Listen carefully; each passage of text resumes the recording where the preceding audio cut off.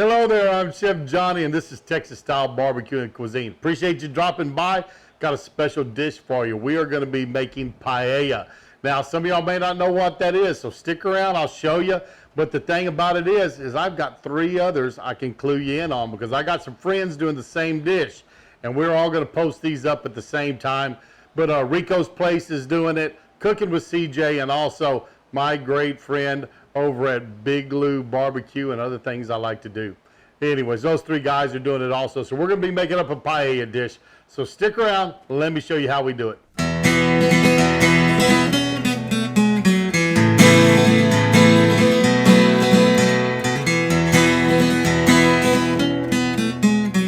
This definitely is not going to be a traditional paella. Traditionally, you would use a Spanish chorizo. Rabbit was one of the first things used in it. Of course, along the coast of Valencia, Spain, that's where the seafood and everything got introduced into paella. We're going to do a chicken and seafood paella today, kind of the way we do it down here. I'll tell you what, also, I don't have the traditional rice. Ran up to the local HEB, and a few things that they didn't have. One was short grain rice, and 2 was saffron. So how do you make paella without saffron? It's great. Go over to your kind of international food section. You're going to find Goya. The Goya brands, they have this bouillon as a friend. If you get that, that is a saffron-based bouillon that you can use. So we're going to use that today instead of cooking up the traditional saffron, and you toast it a little bit, then use a mortar and pestle to break it down. So anyways, we're going to be using Goya as a friend today. Works wonderful, gives you a good flavor. No problems at all using it. So a little bit different. And also today, I'm going to use a traditional long grain rice. Works fine. I've done it with regular rice. If you're going to do it at your house, a lot of times you can make one with what you have there. I tell you what, the important part of making a good paella is having a nice, good sofrito. And that's what takes the longest. So we're going to start it the first. So let me show you how we do this sofrito and get it ready. I'm just going to take this onion. And what you want is your onion and your tomato on your sofrito. You want to have a texture to it. And a grater works really good for that. So I'm just going to put this on here. And I'm going to grate this onion. And I'm going to use about 1.5 onions for this one. But this is going to be the base of our flavor for the whole paella dish, is having an excellent sofrito. Now, have our onions done. So what I'm going to do is pick it up, and you can kind of see the texture of this. That's what you're looking for. Fold this up, and I'm going to go juice and all into my bowl. Grab my tomatoes. I have a nice big tomato that's been cut in half also. You can see that, and we're going to do it the same way. And by using this box grater, what happens is you kind of grate the meat out of the inside, but the skin stays on the outside. So you can kind of see how this works, but again, we are just going to grate this tomato down. You could use a canned tomato, crushed tomatoes, pour some of the juice off. I've used diced tomato before on it, but if you really want a good taste, is spend the time to make the sofrito. The sofrito, though, it's going to take you minimum of 20 minutes, 30 to 40 minutes. That's what's going to give you a good flavorful sofrito. But you can see, there's my skin, there's tomato pulp. Kind of pick it up. Let's pour it off. There's my tomato. So we're getting the items ready. The other thing that's going to go in our sofrito is about 6 cloves of minced garlic. And I just used my garlic press, ran them through it, and I've got those ready to go. So those will be the first things going on. Next thing I'm going to do is just slice up my sausages. And I just have 2 Polish sausages here. And I'm going to cut these, I don't know, 3/8 of an inch thick. Make a little disc. You're going to find out this paella is definitely a layering dish. You layer flavors in it. And so this will be one of the layers of flavor that we get into our paella. Traditionally, this would be a Mexican chorizo. I have all the other items ready to go. We're using a shell-on shrimp. Not going to take them out. I like to use head-on. The HEB didn't have any head-on, so we just have shrimp in the shell. I've got some nice clams we're going to add to it. But everything's ready to go. So all we're going to do now is set up our Weber, get it heated up, and get this paella going. We're over here at the Weber now. What I'm going to do is I'm just going to dump out my coals. And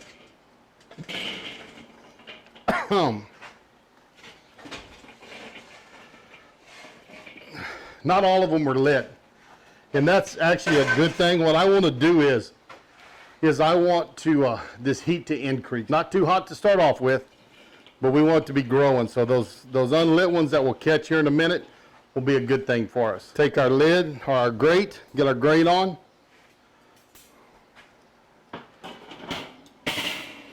We're going to get our skillet on here, and this is a 16-inch Lodge. Let that start heating up. These come in handy. Put on here. Now, of course, if you leave it over there, you can catch it on fire, so I kind of pull it off, and then I'll push it on if I'm going to pick up the pan or something. And also, we're going to be spinning this pan because you have to realize the heat's not going to be uniform, so we got to move the heat around.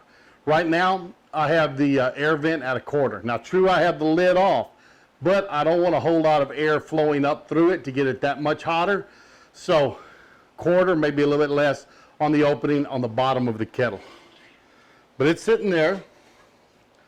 I'm going to add some olive oil. Not a lot, just enough to kind of coat the bottom. And I'm going to bring in my onions. And on my onions, what I want to do is I want to sweat my onions. I do not want to I don't want to saute them. It's not a real fast process. It's not a browning process. It is sweating. So we have a little lower temperature, but we're going to sweat these onions.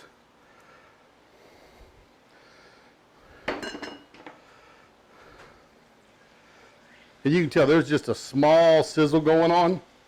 That's fine. I'm going to soften these up first.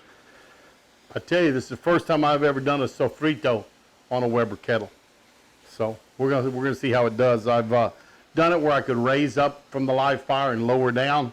Don't have that luxury here today, so it's going to be fun to kind of play with this and figure out exactly how to regulate the heat. We may have to pick it up maybe and take it off for a minute or something like that to cool it down. We're gonna see what happens because it's, like I said, brand new to me. Onions are looking good. Gonna go in with the tomatoes. See how that pan's a little bit hot. We may have to move it. Tomatoes in, mixed in pretty good. So now I'm going to add my garlic. Like I said, it's about 6 cloves. Mince it up real fine or use a garlic press. I like to use that. Garlic's in. Stir it into our sofrito. We're just going to keep cooking this down. Maybe it's a little bit hot. I may pick it up here in a second. I'm going to add a little salt and pepper. Pepper first. Oop, wind's blowing pretty good. And we're going to add salt and pepper through the process.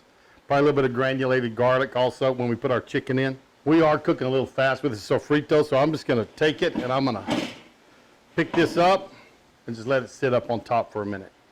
Let this cast iron cool down. Now remember, cast iron, it does hold heat for a while, so we're just going to cool this off. Don't want to move too fast. Going to keep cooking it down, just enriching these flavors. You can probably already see that tomato is starting to darken up and that onion. And it's going to keep getting darker. Our sofrito is looking pretty good. So what I'm going to do now is I'm just going to take it out of there. And we're going to start on the next step of this. Sofrito's coming out. If your sofrito starts to stick when you're doing this, just add a little water and take it off there like you were removing fond off the bottom. That hot water will kind of freeze stuff up and help you get it off. Now, I don't mind if it gets a little bit hotter. I wanted to do this under a kind of a medium to medium-low heat. That's done. I'm going to add a little oil to it. And this is just plain olive oil. Nothing special about it. Spread that around. And I'm going to bring in my chicken. And today, I just have some chicken drummies. That's all I got. I like to use thighs a lot, and I'll kind of cut them in half, but have these drummies here, so we're going to use those. Start browning them up, add a little pepper to them, a little bit of salt. I've got some granulated garlic, and we're just going to brown this. Not going to cook all the way through. It'll finish cooking through when we put it into our rice, but for right now, we're just going to brown it. I think this side's looking kind of golden, so let's see if we can, oh yeah, roll these over, brown up this other side. While we're browning up this side, I'm going to add my sausage.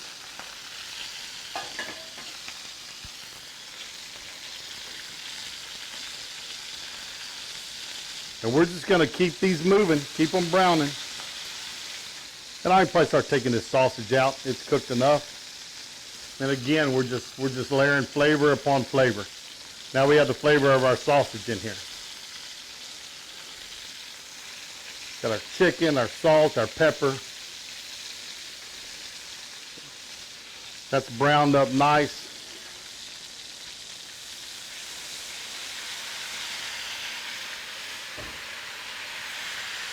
Added just a little bit of water to get that stuck chicken off the bottom. And again, this paella is just layer upon layer upon layer of flavor. Now we take our chicken off. Remove it just for a little while. Add a little oil. Just enough to coat my rice. And I have 3 cups of white rice here. It's a long grain rice, which, yes, I know that's not traditional. But they didn't have any short grain rice at HEB today. So we'll put it in here, and I'm just going to stir it around just enough to coat my rice with all that flavor we're having in there. That looks very good. I'm going to go back with my sofrito on top of that.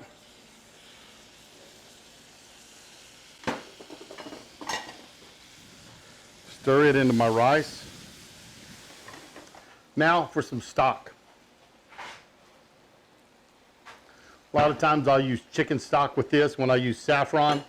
Since I didn't do saffron today, what I've got is I've got 1 packet of my Goya seasoning. We'll put that into 3 cups of water. So that's half my liquid going into my rice.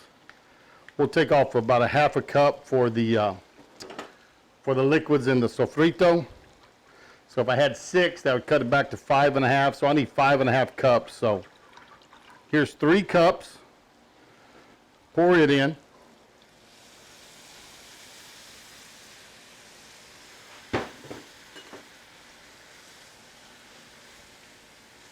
Work that into my rice. Next ingredient, clam juice. See it right there? This is a clam juice I haven't used before, and I tell you what, it's got a pop top on it. That's new. So don't have one of those. Don't have a church key out here with me. So take a spoon in your hand, pop it right there. That comes off. So 3 cups, cup of clam juice, 4 cups. I need a cup and a half still of water to go in there. I brought this up. I got my other water. I want to bring this up to a good boil. So I'm going to open the bottom vent all the way. That way, not only do we get the air from the top, but we start getting a flow through the coals. That will help with the heat. All my liquids are in. Now I had 1 red diced bell pepper. I'm going to drop in that dice. Actually, I put a few slices to put on the top just for color to look pretty. But there's a part of it I'm going to save about, I'm going to say 4 rings.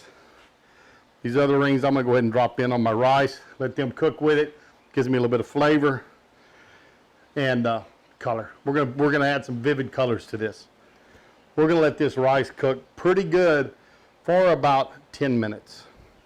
Now I can go ahead and I can put my chicken back in. So we want it to cook the whole time. So my drummies are going back into the mix. On top of this, I'm going to add a little salt.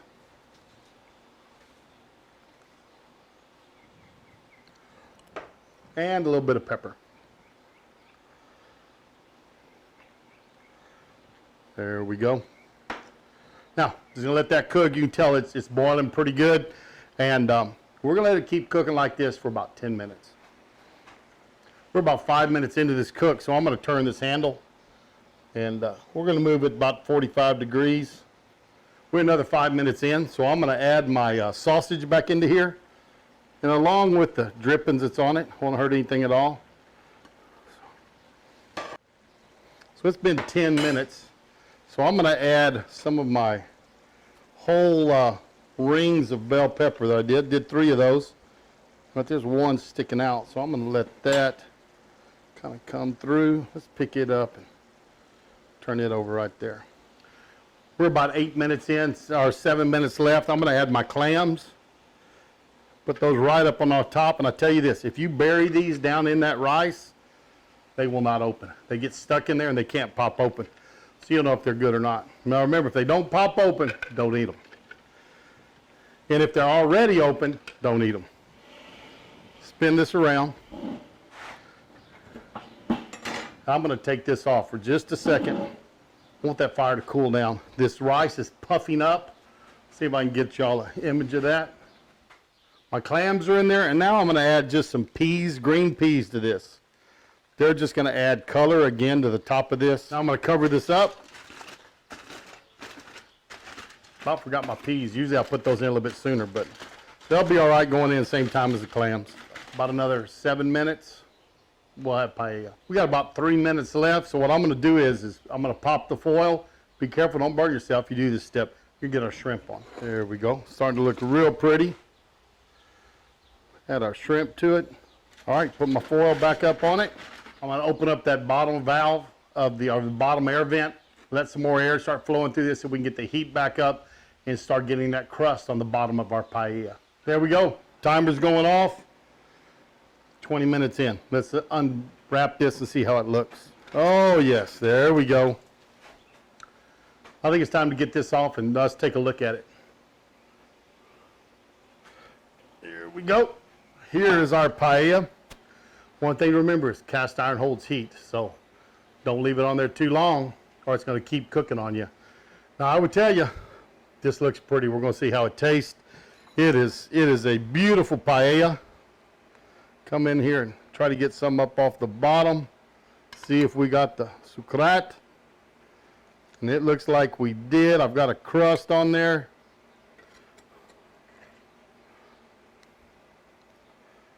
Make sure I get a clam. Now traditionally, the family would stand around and everyone would eat out of the pan. That'd be very traditional. But we're going to give this a try, see how it turned out. It's still pretty hot.